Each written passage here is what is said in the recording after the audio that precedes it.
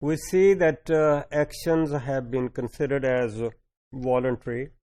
So despite the fact that these actions appear to be voluntary, still there are some questions. The questions like, do humans always act rationally? Are they indeed free and unregulated?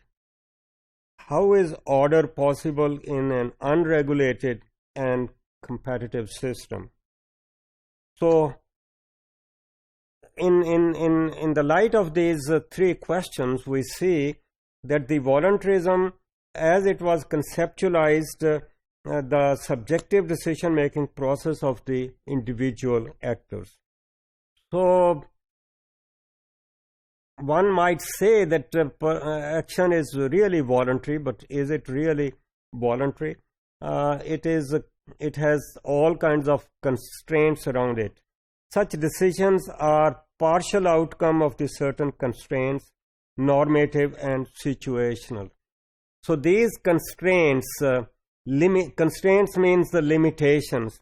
So limitations might come from the culture of the society, or from the situation in which that action has to take place, or maybe combination of both these factors. So basic elements involved in voluntaristic action are number one, actors or individual persons. Number two, actors are viewed as goal seeking. Now actors are not something sleepy kind of individuals. They are action. They are taking action. When they are taking action, it implies that that action is disposed towards some goals. It has to be for the gratification of the goals. So actors, thirdly, actors possess alternative means to achieve the goals. So in an ongoing system of the society, there might be different options for the achievement of certain goals, different means for reaching those goals. So that's the third one. The fourth one is the actors are confronted with a variety of situational conditions. Well, these situational conditions might be the biological makeup of the person, the heredity, as well as external ecological constraints, which could influence the selection of goals and the means.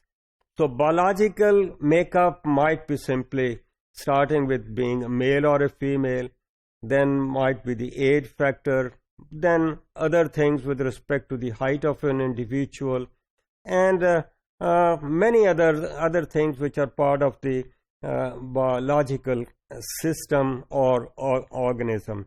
Then we look into the circumstances, the ecological, the environment. So what is in the environment where the person has to act for the achievement of those goals?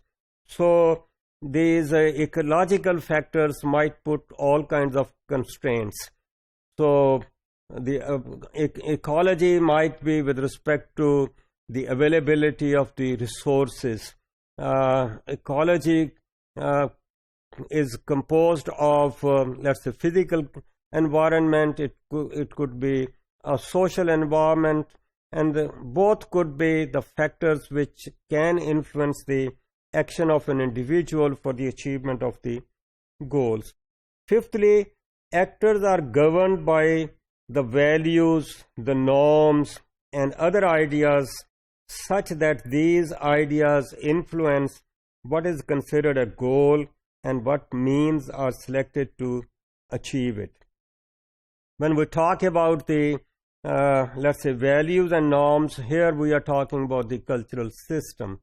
Now this action has to take place with let's say, given the circumstances which are governed by the culture of the society, and culture means the values of the society, the expectations of the other members of the society, the something which is let's say approved by the norms of the society, by the rules of the society, something which is desirable in the society, and all these, even the goals are let's say approved by the society.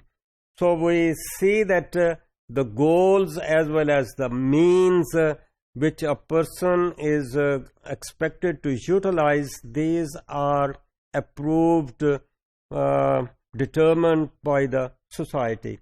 So the action of an individual is not that voluntary, it's governed by the norms of the society. Though it appears voluntary, but certainly it has the constraints, and these constraints are again internalized by the individual through the process of socialization. And sixthly, the action involves actors making subjective decision about the means to achieve the goals, all of which are constrained by ideas and situational conditions. When we talk about action of the individual, then it might be subjective decision, but when we say subjective, it might be considered as a voluntary decision, but it is not that way subjective. It is governed by the norms, it is constrained, it's regulated by the norms of the society, as well as the ecological factors, as well as the conditions or the situations in which that action has to take place for the achievement of the goals.